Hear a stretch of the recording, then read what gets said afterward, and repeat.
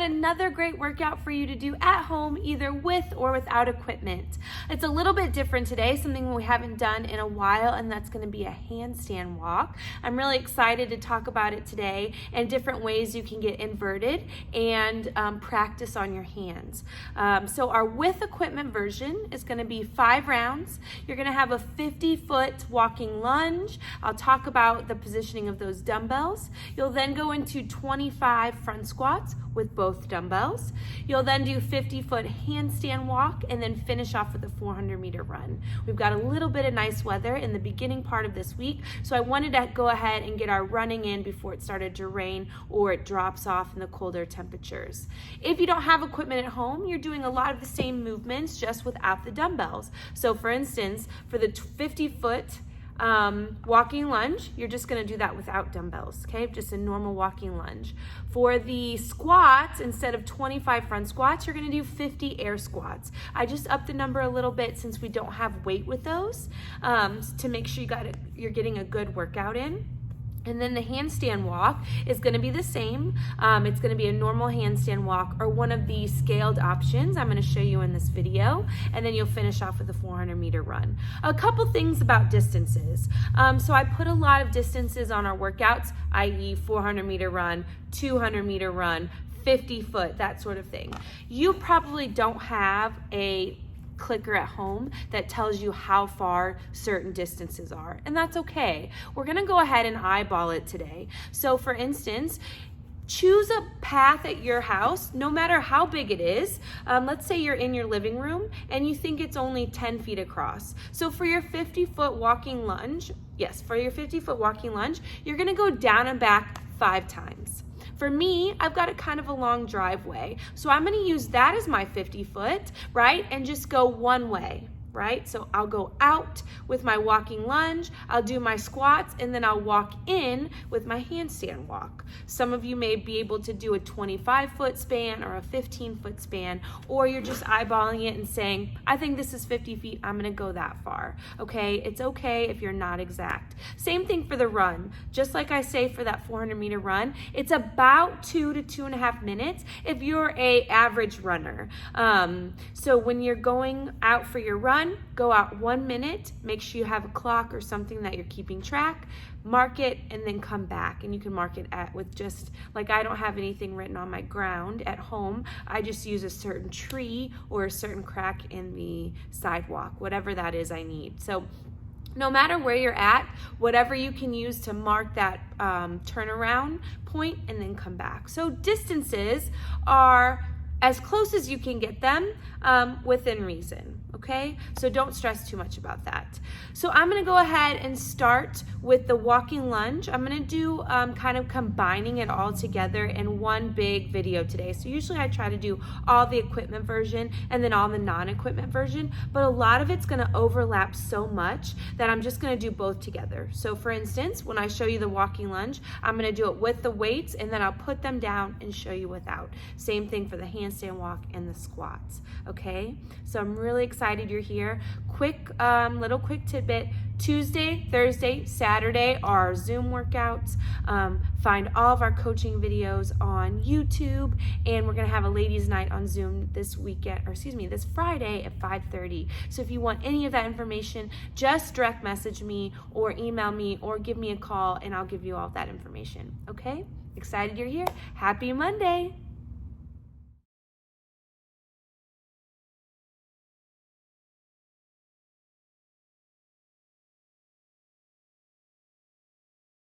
Okay guys, so we're gonna get started with our non-equipment version of the walking lunge.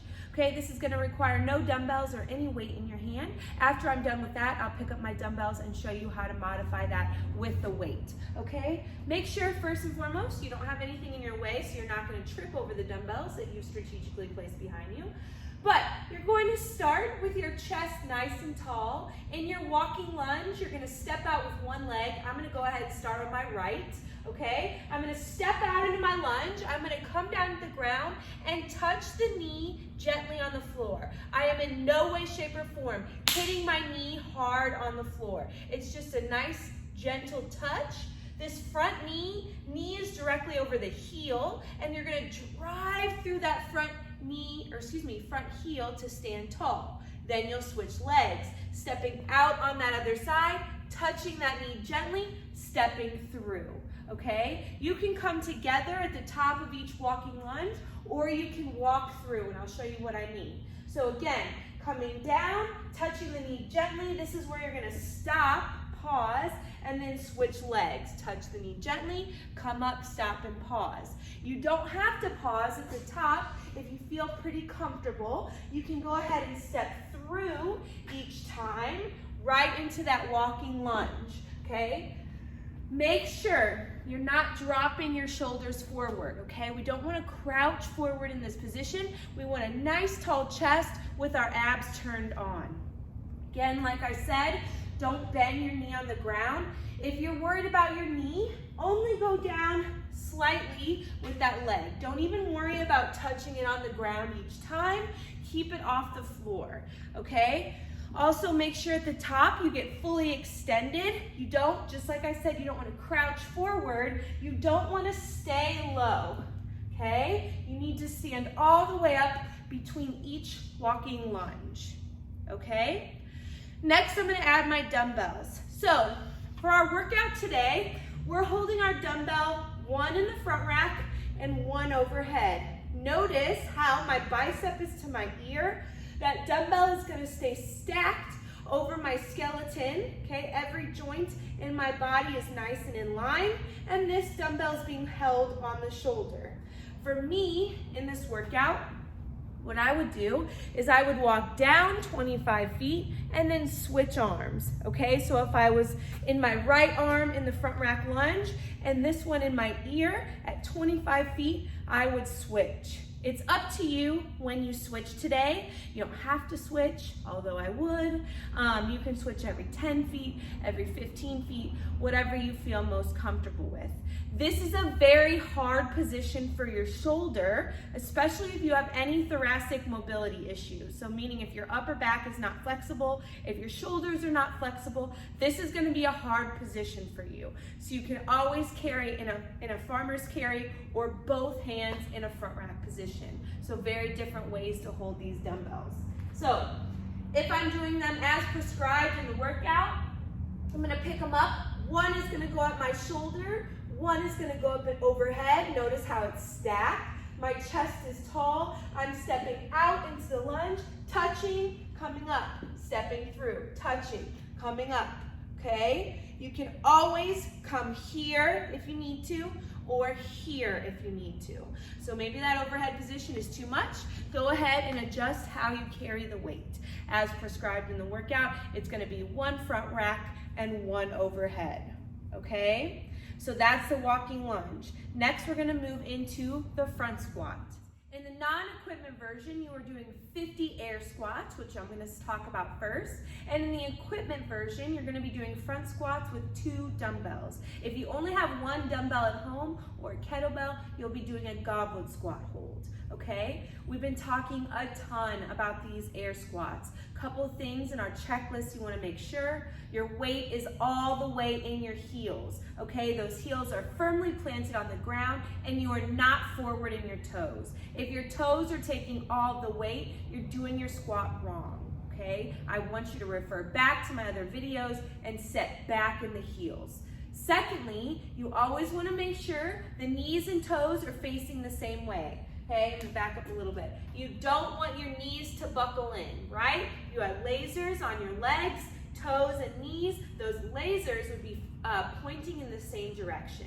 And then finally, we're gonna keep our chest nice and tall. We are not leaning forward or crouching forward, like I said in that front rack lunge. So remember, that chest has to stay tall in both movements, okay? Especially when you're weighted with dumbbells, all right? So in the normal air squat, feet a little bit wider than the hips. Hands are gonna be tall, and we keep our hands up and high in order to keep our chest tall so we don't round forward, okay? So those hands are nice and tall. I'm gonna sit back like I'm sitting in a chair. My chest is gonna stay up, and I'm gonna go ahead all the way down until my hip crease passes my knee. Then I'm gonna drive through my heels and stand tall. Remember, we get low every time to take the weight out of our knees, okay? When you come and stop a little bit higher, our tendency is to go forward in our toes and keep the weight in our knees, which is where we start to develop knee problems. When you can drop that butt a little bit lower than the knees, it takes the weight off the knees and puts it in our glutes and hamstrings, which is important for the health of our knees, right? So again, chest is tall, all the way down, all the way up. You're gonna be doing 50 of those. I know, lots of fun. So if you're doing the weighted version of today, we're gonna be holding 2 dumbbells, or like I said, you can hold 1 in a goblet position. If you're holding 2, those weights are gonna be at your shoulders, just like we held 1 for our walking lunge. Our elbows are gonna be nice and high to prevent our chest from rounding forward, just as if we were holding a barbell, okay? I like to have the weight resting on my shoulder, okay? Notice how one head is resting on my shoulder, right? So it gives my body more control and more weight held in the rest of my body instead of my arms. I don't want my arms to do the work here. I want my strong body to do the work, okay? So same thing, feet a little bit wider than the hips, elbows tall, coming all the way down to that squat, standing and squeezing at the top. All the way down, stand and squeeze. If you only have 1 dumbbell or kettlebell, you're gonna hold it in that front position. You can hold it here or here, whatever feels most comfortable. Chest stays tall, down and up, okay? So that's the front squat. Today you've got 25 of those. Okay guys, last but not least is our handstand walk, and we've got a lot of ways to scale this. I'll talk about a few cues to help you if you're struggling on just normally walking on your hands. Just like a little tidbit, it took me over a year to get to where I'm proficient in walking on my hands. I was a dancer and we weren't on our hands very much, we were always on our feet. And so transitioning over to a handstand walk was really hard for me. But I worked every single day. I was upside down on my hands every single day, and that really helped because it builds your confidence, consistency, and not to mention your practice and balance, okay? So the more you're on your hands, the better you're gonna feel. So if you're not one to go upside down today, that's okay. If you can get inverted on I have a box here, but if you have an ottoman or a bench at home, that's gonna be a great way to scale this, and I'll show you that here in a second. My next version of scaling is actually going to be on the wall. This is going to be for people who feel pretty comfortable getting upside down, but just not ready to go out in the middle of the floor and walk on their hands. So the first one's going to be a wall climb. I talked about this a couple weeks ago. This is a really great way to get comfortable upside down without getting fully inverted or having a fear of falling, okay? So a wall climb is going to start on your chest. You're gonna walk up the wall. Your butt is gonna be high and piked up. And I wanna say that before I get upside down, and it's hard to hear me. So you wanna make sure your butt stays to the sky. You don't wanna sag your hips to the ground because it pulls you down the wall. So feet are firmly against the wall. You're using your hands to push against the floor to keep you close, and your butt is high. You only go up as high as you feel comfortable in this position. If you're substituting the wall climbs for the 50-foot handstand walk, we're gonna do 2 wall climbs each round, okay? So I'm gonna show you what that looks like. So you're gonna start on the ground, okay? Your chest is on the floor, your hands are on the ground, and you're gonna begin by pushing up into the wall and putting your foot on the wall, okay? Notice how my butt is really high. I'm gonna walk my hands back until I feel comfortable. I can stop at any time. I'm gonna come all the way up, touch my nose, and then keep my butt high as I walk all the way back down to the ground, okay? Your goal is to start and end with that chest on the floor. Walk up only as high as you feel comfortable and then back down, okay? That's the first scale for our wall climb. For our handstand walk. Our next option is gonna be the chicken peck. This is a really great way to practice switching the weight in your body as you're in a handstand position, which is what you're gonna need when you're on the floor. It's gonna require a lot more balance on the floor because you won't have the wall, but this is a really great way to start, okay? So what's gonna happen, I'm gonna tell you before I get upside down. I'm gonna kick up onto the wall. I'm gonna make sure my rib cage is tucked, and I'm gonna think about lifting my hands off the ground one at a time and supporting my weight with the hand that's still on the ground. So it's important that you're not wide like a handstand push-up.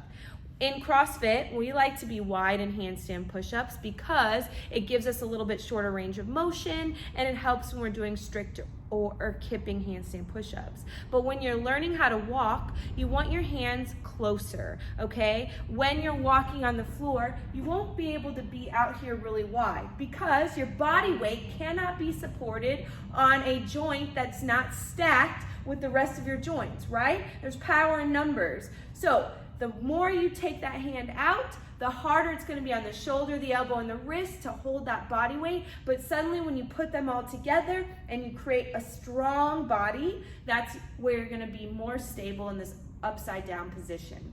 So we're gonna head to the wall. I'm gonna show you how to switch your weight back and forth, making sure you're stacked with those hands, okay? I'm gonna move you to the front. See you in a second. All right, guys, I'm about to kick up in my All right, guys, I'm about to kick up into my handstand. Couple things to remember. You wanna make sure you don't have a hyperextended rib cage. Notice how my back is super swayed, my butt is out, and my rib cage is out. This is the opposite position of what I want on the wall. I want everything to be nice and stacked. Okay, we don't want any hyperextension in that rib cage, so tuck it down. I'm gonna make sure my hands are close together, and I'm gonna start by shifting my weight back and forth from one hand to the next. This can be as small as just lifting up your palm. You can eventually get to where your hand can come up, and then eventually to where you can touch your shoulders with each hand, okay? So I'm gonna kick up. I want you to notice how nice and stacked. Okay, I make sure that my hands are right underneath my shoulders, and then I'm gonna start just switching my weight from side to side. Eventually I can lift my hand, okay? And then eventually I'll be able to support that weight on one hand as I lift it up and touch my shoulder, okay? In the long run, your goal is to keep those feet together. I separate mine a little bit for a little bit more balance. It's up to you, okay? Good luck.